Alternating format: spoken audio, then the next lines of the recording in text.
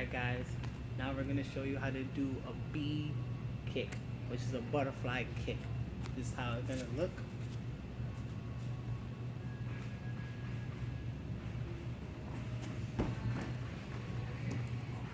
That's how it's going to look. The first step is you're going to spread your feet, make sure your front foot is facing forward. Second step is going to make sure you go at a horizontal line going this way. As you go to the horizontal line, you're going to face forward, and then you're going to kick that back leg straight up. Then the third step is going to be a backward butterfly kick.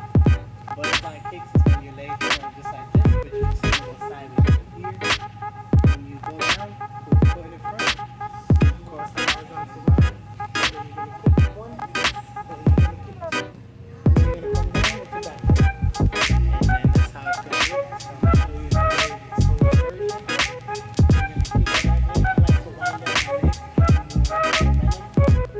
I go here, I go down, and I get here, and then now that's how you do your butterfly kick.